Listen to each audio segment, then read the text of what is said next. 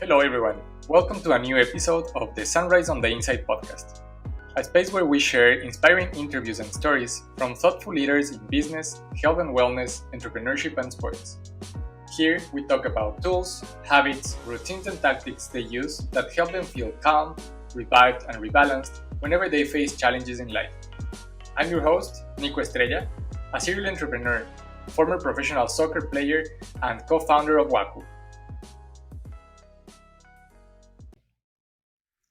Hello, everyone. Welcome to a new episode of the Sunrise on the Inside podcast.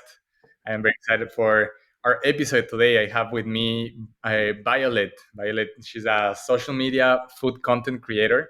She currently lives in San Francisco with her dog and boyfriend and has a focus on gluten-free and healthy content. You should definitely follow her. Her handle on TikTok is Violet Cooks. Her content is mouth-watering. It's amazing content. And she recently graduated from Bazaar with an economics degree and is just starting to work in social media full time. I am very excited for this conversation. Violet, welcome to the show. Thank you so much. I'm excited to be here. So, Violet, I wanted to start asking you. Actually, I was very curious to learn how you started your career as a food content creator. I know that some of your first posts I saw were like around August in 2020. So I guess that was like right in the during the pandemic. Um, so I was very curious to learn about your story. Like, how did you end up Yeah. doing this? Yeah. I mean, like a lot of people during peak COVID, I was home, I was scrolling the For You page, and I've always liked to cook. I used to work in a restaurant as a line cook, actually, which was how I learned to kind of cook. And I wanted to do food science in college originally, but I didn't get into the program I wanted to. So I've always had a passion for it. Mhm. But yeah, one day I just made a couple TikToks when I was at school, and I want to say like for the first 10, none of them really took off. I never got more than like 5,000 views. And then one day I made some tacos because the restaurant I used to work at it was called Mountain Taco. And it was I'm from a little mountain town in Durango. I went to high school here. And it's like, so I made a lot of tacos and ate a lot of tacos. And I made these tacos and it got like 4 million overnight, which was like Oh at the my time crazy to me because I remember one video got 10K and I was like, wow, like I'm famous. God. and That's amazing though. yeah. And then I just stuck with it and it was pretty slow, consistent growth for about 8 months. And then 8 months in, I had one video get 32 million views, which was insane. That is Um, yeah. And and then, yeah. then so wow, that's very interesting to me because we've been trying to kickstart our TikTok account with Waku, and it's not as easy as it sounds for everybody that's listening. So I have a couple questions there. So when you made your first videos, um, were you already thinking like, okay, I want this thing to grow and blow up, or were you starting to do it as more as a like, oh, like a fun thing, just like just to do it? Yeah, I think uh I mean, I don't want to sound cliche, but it was like, oh, like I was just doing it for fun. But I think everyone has the hope in the back of their head that like, oh, maybe I'll blow up and I can be an influencer and not have to work in finance. And growing up, I watched the YouTubers, the OG YouTube influencers, and I always was like so jealous of them. I'm like, oh my God, my dream job is literally to, do that. And then it actually happened, which is crazy. So I don't want to say I wasn't thinking about it. I feel like that would be dishonest. I was definitely secretly hoping it would happen, but I wasn't expecting it. Yeah, no, that makes a lot of sense. And so the first videos that you made, were they like very highly produced? Because like when I see, like, I was scrolling through your feed, and I really like the content that you make, and whenever I see one of those videos that you make of food, they seem like very pro, like they seem so well curated, very well done. So I can see that you put a lot of effort in making those videos. And were the videos like that since the beginning, or do you think they have been improving as you keep learning more? Oh yeah, they used to be so bad. Looking back, I'm like, how did people watch this? But I used to film. I used to film on, I think it was like an iPhone 10 with no lighting because I was in a dorm kitchen and our dorm didn't have overhead lighting even. And the stove, it was so, it was not good. Like our stove was tilted and one burner worked. And I had like one of those Target sets you get that has like the most basic cookware. It was not a high quality production. And then eventually I got a light panel, which was big for me. I one of the little $10 lighting cubes, which was an upgrade. And then I I didn't love. start yeah, I didn't start filming seriously with like high quality camera until I met my boyfriend who was really into photography and videography. And he had like a Sony A7 III with like a really nice lens. And I got into that. And then I got into lighting, which I think lighting is like people always ask starting out, like how should you do it? If you spend money on anything, like spend money on lighting before you spend money on a nice camera, is my advice always. But yeah, and then I started doing that. So it's been like a 2 year process. And I didn't even color grade anything until like 6 months ago. You can tell. But yeah. Yeah, So I really like that. That's very interesting to me. Yeah, and that makes a lot of sense. And of course, you have to. The most important thing is to start right, and I think it's the quality of the content that you're putting in that's gonna be very very interesting. So yeah, I think like a follow up question that I had was I think you already touched a little bit upon this, but I was gonna ask if you had already a background in nutrition or in cooking or but so I was gonna ask you if you can tell us a little bit more about like what is about food or what is it about cooking this type of recipes that you enjoy doing. yeah, I've always loved to cook. It's just been, it's one of those things on college essays. They're like, why do you love X? And it's like, oh, I, Yeah. I don't know, because I like it. So I've always loved cooking. I would take like cooking classes growing up, which was really fun. And then I worked in a couple of food science laboratories in high school because I thought I was going to go into like food science research and develop recipes from a commercial side. That was like my dream job. Used to be a recipe developer for Ben and Jerry's. I love that. Oof, Ben and Would Jerry's. that be fun? That would be so fun. Those people are really creative. Right? the the flavors that they come up with, they're amazing. Oh my God. I still think if they made like a gluten-free cookie dough, it would fly off the shelves. Which one is your favorite Ben and Jerry's? Ben and Jerry's, oh my God. I'm lactose intolerant, but Cherry Garcia, I eat it. It's So so yeah, good. yeah. Mine is fish food. I really like it. With the marshmallow and the caramel. Yeah, it's so Yeah, good. yeah. It's so good. And for me, like I was introduced to Ben and Jerry's when I moved to here to the States. I moved here like about 4 years ago. And like in Ecuador, we do eat ice cream, Yeah. but it's not that common to have like pints of ice cream in your fridge. So when I started to date my girlfriend, she loves Ben and Jerry's and she loves ice cream, and um, I remember that it was like for me it was like super interesting to go to her house and like every time she would open the freezer, it would be like six different pints of Ben and Jerry's of different flavors, and that was like amazing for me. It was like, oh my god, you have an ice cream shop here in your house. So I've learned to really appreciate ice creams here. It's so good. I also have you ever tried it's not Ben and Jerry's, but like the mango popsicles and then you sprinkle tahini on the mango popsicle? Oh yeah, yeah. That's bomb. Yeah. Where did you try that?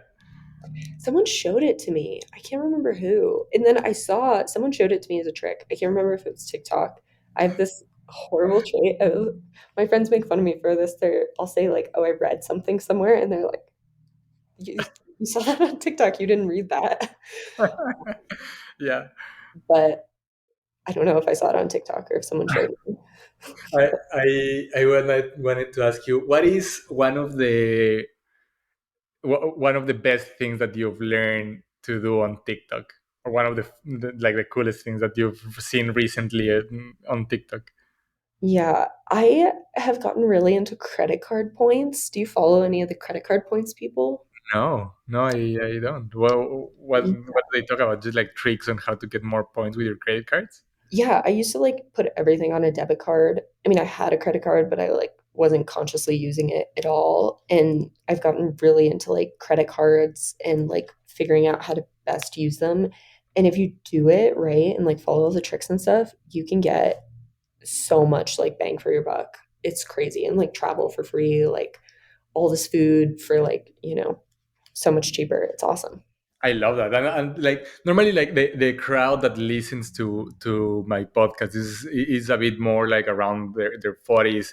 Mhm, I'm not sure how familiar they are with TikTok, but uh, I think like one of the misconceptions of TikTok is that you are gonna just get into TikTok and you're just gonna see like the silly dances or like the mhm, trends that are in like in the dancing or music, but you can learn a lot from TikTok. Like you can learn like very good recipes, like your account, for example. Like if people follow you, like you can see like really good recipes, finance stuff, startup stuff. Like you can learn a lot if you follow the right accounts, right? mhm. Yeah, definitely. I feel like there's like a couple sides to TikTok in the educational side. I mean, I like to think that the creators that do like more educational content have more longevity because people always ask like, what are you going to do when, TikTok goes away? I'm like, I hope it doesn't. But yeah, like I've learned to cook so much better just from having TikTok, like finances, cleaning. Oh my God, cleaning TikTok. I'm like addicted to it. Cleaning TikTok. Yeah, sounds so dumb. What are the cleaning TikToks? Like they show you just like tips on how to like Mhm. hacks when cleaning your place or something like that. Yeah, yeah. There's this one woman, I'm blanking on her name. She collapsed with like that one sponge company. I feel like, Oh, the Scrub Daddy yeah, company. Scrub Daddy. And she showed me this one, or like I'm her friend. She has this one hack where it's like the dish scrubby with the soap in it, and you put like vinegar and dish soap in, and you keep it in your shower. And so now when I deep condition, I like do it while I shower.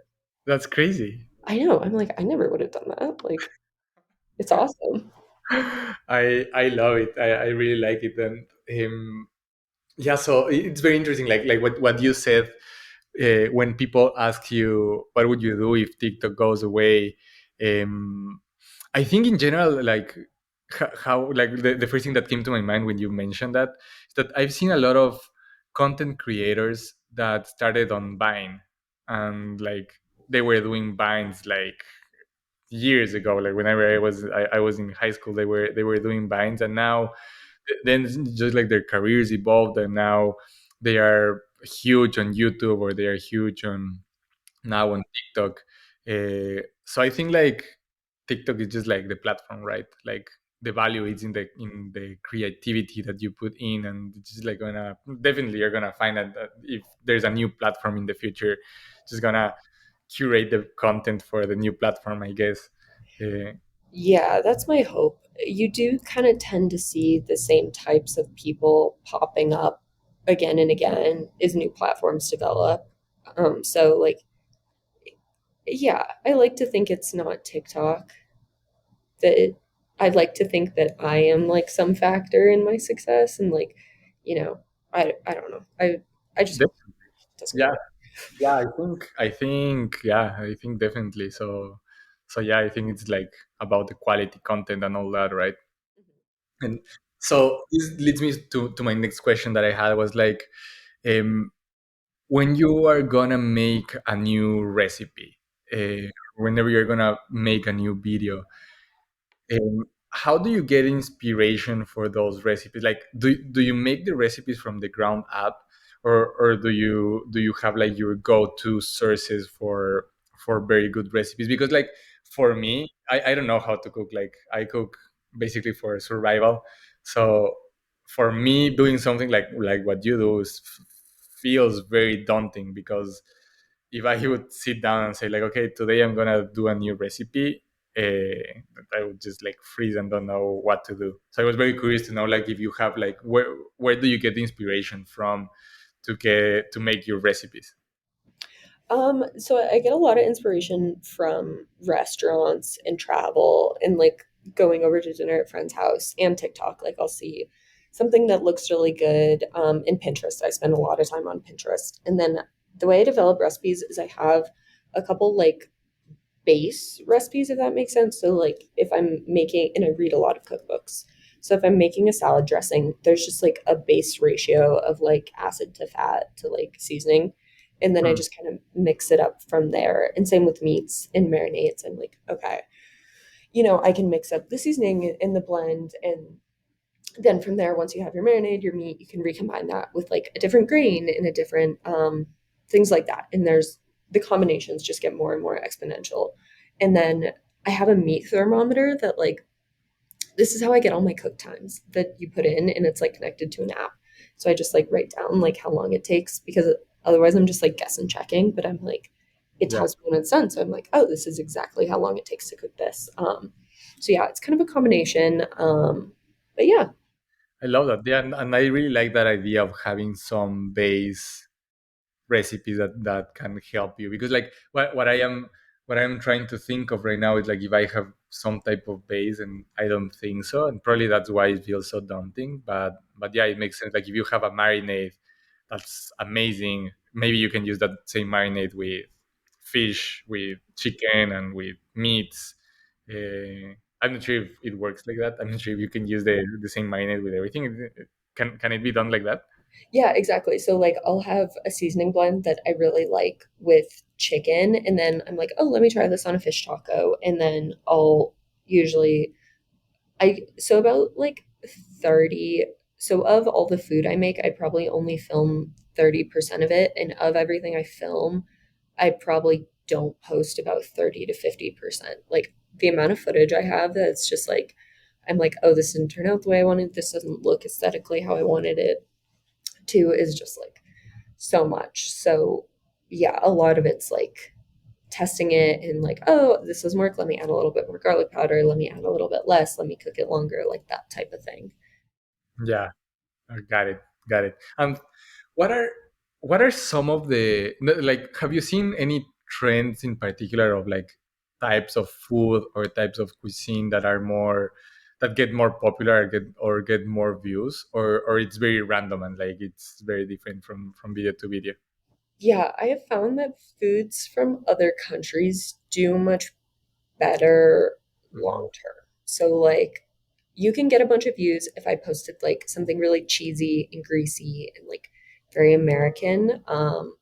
You can get a ton of views, but it won't convert. Like people won't save the recipe. But if I post like a Mediterranean salad, if I post tacos, if I post pho, a ton of people save that recipe because they like intend to make it. I think it's yeah, American food is interesting. Um, Yeah, it's really hard because a lot of my followers are gluten free, dairy free, and most American food is based around, gluten and dairy in some yeah, aspect, which is kind of tough. So I do get a lot of comments like, "Oh, how come you always make food from other countries?" And I'm like, yeah, yeah. I agree. Um, yeah, that's very interesting. Yeah, like, and it makes sense because also like I guess it's like for me, I'm very curious to like I was recently looking in your profile that you recently you went traveling for your graduation, right? Eh, to what country did you go there? we went to Iceland. To Iceland, yeah. And I saw that you tried a very good chicken soup there, right? That you tried to replicate. That was very curious to me. That was one of the recipes that I saw. Like I was like, oh, I actually want to make this. Sounds very interesting, very cool. Right? It sounds like so good because it's like interesting and new, and people are like, "Oh, I've never heard of that. I've never seen that." Whereas, like, if I post a hamburger, people are like, "It's a hamburger. Yeah, What am I getting?" Because yeah, my following is also, I think it's 85% American. got it, So, and then after that, it's like America, Canada, Australia, England, I want to say.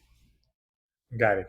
So, very much people like to like diversify their palate. But it's tough because it is like you don't want to culturally appropriate, you don't want to like make the food incorrectly and have it be disrespectful. So it's definitely trying to balance that.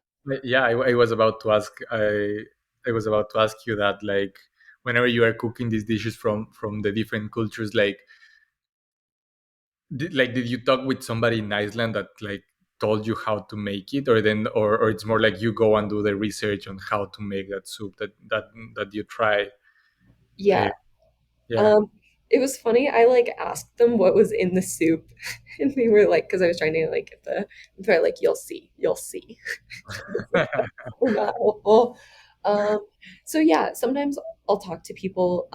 Like one of my roommates in college was Asian, and his parents cooked for him a ton, and he would actually cook a lot. So he taught me a lot of how to like what the different seasonings do, like what I didn't know what fish sauce was before I met him.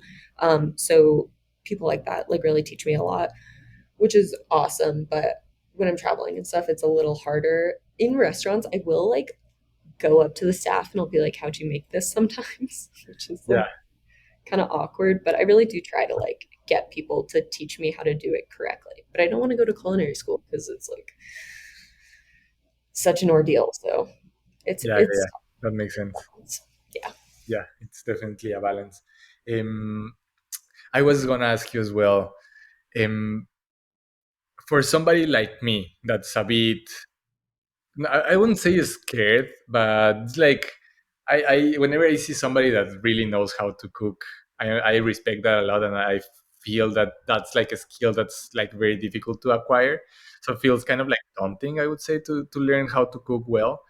Um, but what would you say there, if you have any tips for somebody that's starting to learn how to cook better dishes? Because, like, in my case, it's like I know how to make 3 or 4 dishes, and those are the 3 or 4 dishes that I eat every day. So it gets boring. Um, and I Yeah, know that I could be eating way better, but it's a bit daunting sometimes. So, um, what tips would you give me to kind of like get rid of that fear and just like start to get better at cooking? yeah, I would say don't be afraid of like this sounds bad, but kind of pseudo pre-prepared food. So, you know how you can get like pre-cooked rice and you can get if you go to like Whole Foods, you know how you can get like the or Trader Joe's, you can get the pre-prepared, pre-chopped vegetables that are like already diced, and you can a lot of the time get seasoning blends. So it can be super daunting to have like 20 see a recipe that's like 20 different seasonings and then be like go buy a pound of potatoes, like go buy cook your own rice from scratch. And it can be a lot easier if you get like the pre-prepared rice, the pre-prepped vegetables in a seasoning packet, and it's like kind of baby steps towards being able to do that yourself, if that makes sense. Yeah, that makes a lot of sense. I've never thought of that, and yeah, that of course that makes a lot of sense. Yeah, and then you like it almost feels like a little bit like you're hacking or cheating a little bit. Like I'm not sure if this is true or not, but it almost feels like I am not really cooking. I'm just like putting the ingredients together. Exactly. But yeah, that like takes a lot of the fear out of the equation, because it's like literally Yeah. just gonna put things together. Yeah, I feel like cooking is really just a gradual. So, like, like the top tier is takeout. And then the step down from takeout is like a meal you microwave at home. And then the step down from that is like, the bags of vegetables where it's like steam in the bag. And then you add a sauce that's separate. And then from there, it's like making that sauce yourself. And it's kind of baby steps. And like people people see it as very binary sometimes, and it's like you make everything from scratch or you're not making it at all, and I feel like there's a lot of in between. I really like that. Yeah, that's totally true. Um, yeah, that makes a lot of sense. Do you have any other tips for that? um yeah, Once you want to start, let's say, upping your game, what would be the next step? Like if you want to start upping your game a little bit. So if I have like one product for people to buy is like a really good knife sharpener. That was like or it doesn't, it's not about the knife, it's about how sharp it is. So like I had for a while, it was literally a $3 knife I got in like a set from Wayfair, but I bought a knife sharpener and it was very low quality metal, so I did have to sharpen it very regularly. But Mhm. the difference in having a really sharp knife to be able to prep your food is just like such a world of difference. Wow. And what? Why do you think it makes such a big difference in having good knives or sharpened knives? So like I'm staying with my family this week and my parents have the dullest knives on the planet. And so I was trying to cut a tomato and I was like sawing at it. It probably took me like three times as long. That sounds like my knives. Yeah. Yeah. And it was just like, you know how you go to a restaurant and it's like very aesthetic and everything looks so good and all the slices are even and symmetrical with clean edges? It's because they have like really sharp knives. And I didn't learn that till I got them. I'm like, oh, it wasn't me, it was the knife. What was it? Sorry. It wasn't me, it was the knife. Ah, got it. Got it. Yeah. Oh, that's very interesting. I've never thought about the knife. Yeah, and it's easy to get knife sharpened, a knife sharpener. Yeah, I think they're like $10 on Amazon. They're like, I think the most affordable way to like just improve your kitchen skill set. Got it. Got it. I know that for a lot of people, um, cooking. I know that a lot of friends that have cooking as their hobby, or I know a lot of friends that really enjoy cooking because for them it's a time where they can just disconnect from their day to day. It's just like they have a lot of fun doing it, and it's a lot of people say it's very cathartic for them, and it just like helps them just like relax and just like disconnect from their day to day. I am very curious, like for you, is that the case as well, or like in your day to day, whenever you cook for yourself, let's say for your lunch or for your dinner, and it's not like all produced, and because like I think that probably it's like very different scenarios for you. Do you get that as well from cooking, or one of those things that as you've been doing that the whole day, just like you just want a very easy to do meal and get done with it? No, I love to cook just like on my own. I think it's so fun. I do really enjoy it. Uh, I will say like cooking on camera has become more of a chore, and especially you get, criticism online about every single tiny thing. Like if my manicure is a tiny bit grown out, I'll get comments on it. So there have been times where I'm like filming a video and I'm like, "Ugh, stop the video, go get a manicure and come back," which is like so ridiculous. Um, so cooking on camera is very, yeah, like you said, yeah, but like cooking off camera, I love it, especially with friends and family. It's like super fun and enjoyable. And we have this thing like I cook and my boyfriend cleans, which just like because the worst part about cooking is cleaning, in my opinion. So yeah, I love to cook. I would definitely take that deal. Me and my girlfriend, we both are not great at cooking, so we both of us want the dishes, and that doesn't work. Somebody Yeah, has to take the bullet. yeah. We just my neighbor is he's another famous food TikToker, Salt Hank, and so he just moved into my building, and it's really nice because we've started having dinner with him. So Uh-huh. it's like if you can find someone else that likes to cook, it's good. It's really nice. Oh yeah, yeah. Yeah, That's so nice to have him. It would be awesome to get invited to one of your dinners. I bet like the food is on point. I know. I see his TikToks and I'm like, oh, like that looks really good. Like, do you want to make that? um, but I love that. yeah, I know that you have a funny story about your mom growing up in a commune that you said it became viral, like whenever you told that story or something like that. I wanted that. I've never listened to that story, so I was very curious about it. If you want to share it with us. It's like my most viral video. So I started off like I didn't think it would go viral. I mean, I guess it was like part of me growing up, so I was like, oh, it's so normal. But my mom was like born on a commune. I don't think I've ever like told the full story, but so my grandfather was from, like Greenwich, and his parents died when he was 21, so he inherited a ton of money. And he had just graduated from Yale, and he moved cross country and started. It was the 70s, so he started a commune, which was like the thing to do in the 70s if you were, In you know. California at the time, yeah. Yeah, and so we started this commune, and my grandmother moved out to California to join the commune, which is wild, but a thing people did. And she was 21 and she got pregnant with my mom. And so she had my mom like literally on this commune. And the commune was very much like, you live off the earth. It's like a holistic thing. You grow all your own fruits and vegetables, like you raise all your own animals. And so, and my grandma was very, she just passed recently, but she was very holistic and believed, like food is healing. So she would always cook very natural, organic food for us. And so my mom would always like cook tons of salads for us growing up, because she was just like raised that way. Like everything she ate was from her garden.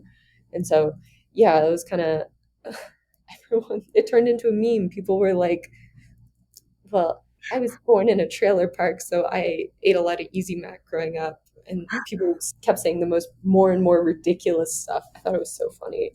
So crazy. I love that. Oh, so the video started with your mom saying like, "Oh, I grew up in a commune, so that's why I make all these salads," and that became the viral thing and the meme. Yeah, because people So didn't like. I should have explained it more. I guess people didn't really connect that like commune. You grow all your own vegetables. You eat a lot of yeah, yeah. salads. Yeah, I remember posting it, and I was like, oh, video, whatever, it'll get maybe a million, and I was like, what? Like it blew up so quick. It was crazy. What did your mom say? Like, did she know that her video became so viral?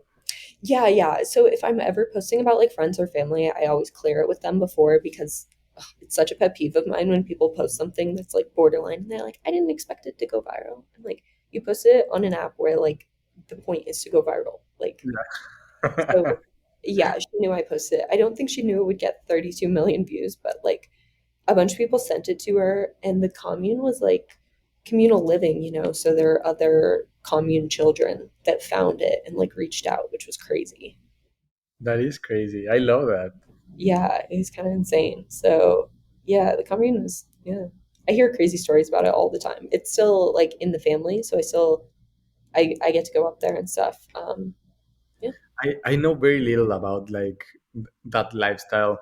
I know that uh, from my girlfriend's family. She's also from California, and she grew up in Oakland. Uh, I know that I think it's one of her grandmothers or somebody from her grandmother's family that also grew up in a commune. And when I met her, she was telling me a little bit about it, but she was not very open about it. So I wasn't. I didn't want to pry too much. So I really don't know many people that have lived in communes, but it's very interesting to me. It sounds like such a different mindset from what we currently have or what we currently or what's currently mainstream. So it's very interesting to me. It's crazy. Yeah. A bunch of them, some of them are much more cultish than others. And some of them I think my grandfather's commune was more of like a free love and like Mother Nature commune, and more of a spiritual commune, as opposed to more of like um, like a lot of them do like a lot of drugs, and Yeah. we're very like culty like that. So yeah, that was more his type of commune. It was a really strange period of time. I think a lot of people have a lot of like trauma from it. So Yeah. I think that's probably why they don't talk about it. I don't know. I don't. I hear some stories about it, and I'm like, oh wow.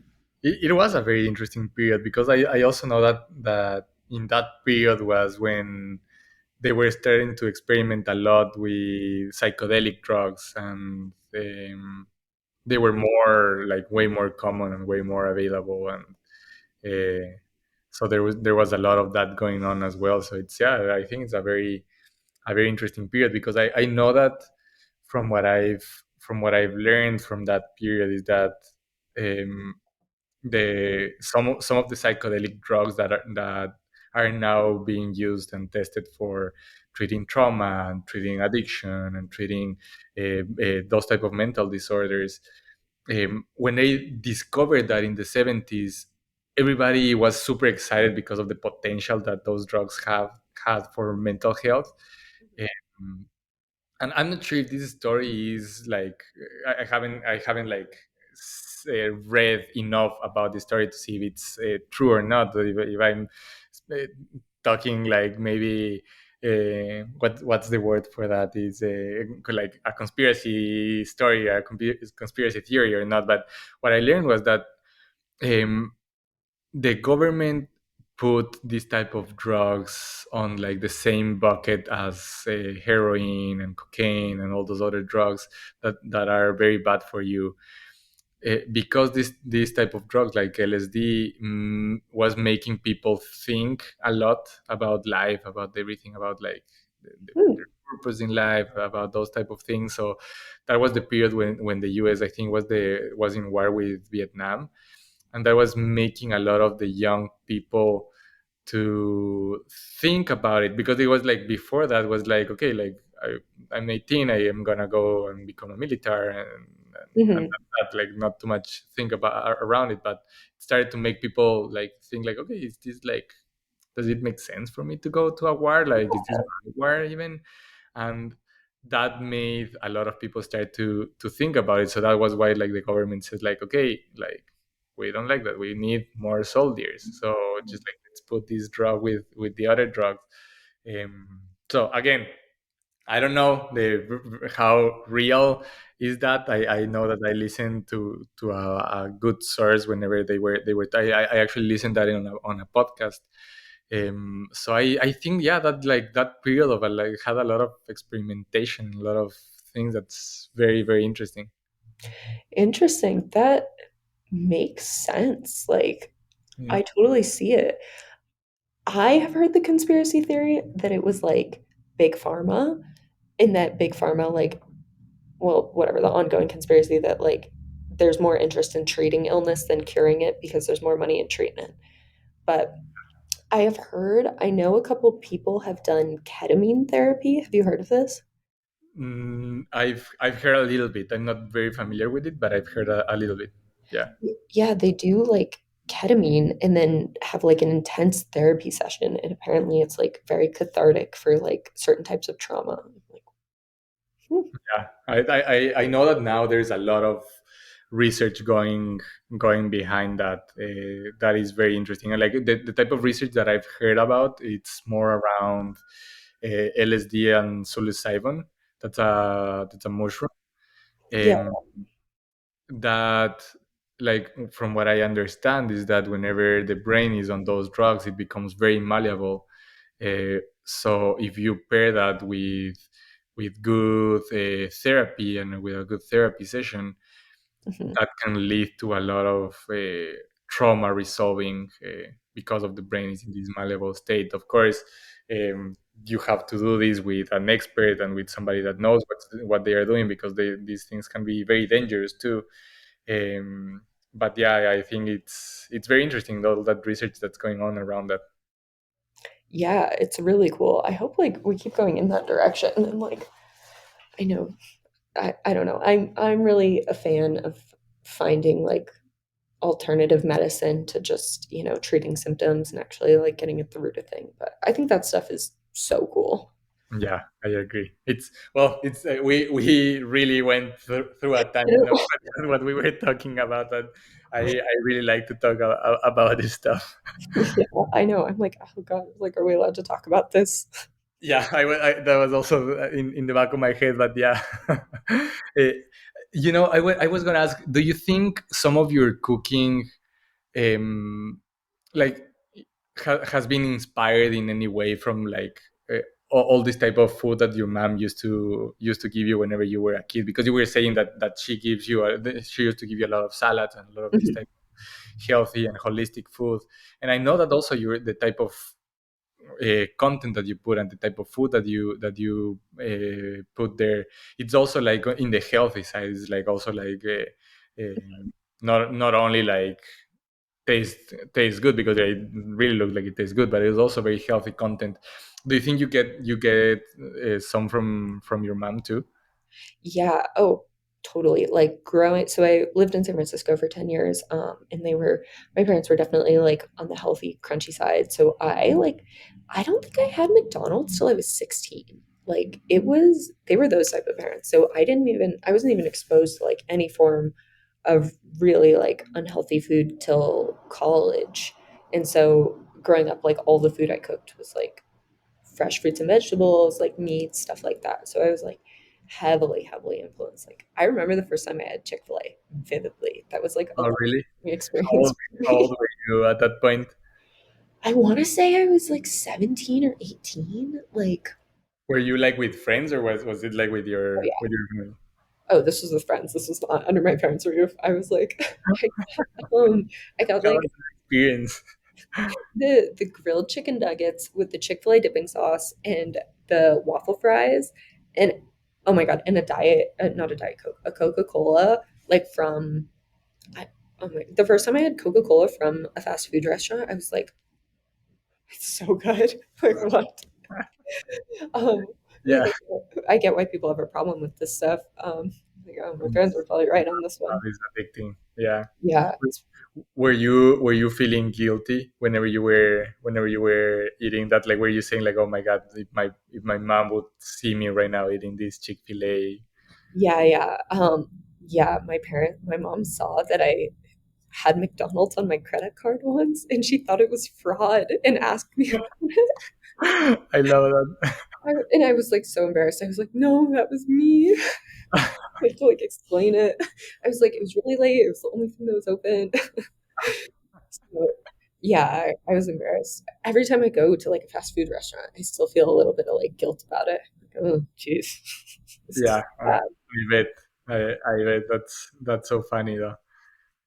Yeah, but I love that. Awesome, Violet. Thank you so much. It's been very fun to talk with you. If people want to connect with you, or if they want to learn more about the recipes that you make, what's the best place for them to follow you or reach you? I respond to like pretty most of my Instagram DMs. I try to. So if you have any questions or anything like that, DM me on Instagram at Violet Witchel.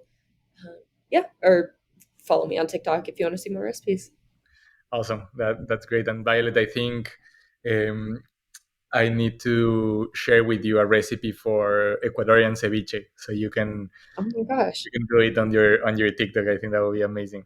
I that's one of the dishes that I know how to make. That's Ecuadorian ceviche. That's my go-to whenever I want to impress somebody. So I should share that recipe with you. I love ceviche. I would love that. Awesome, Violet. Thank you so much. It was great meeting you today. Thank you so much. Bye.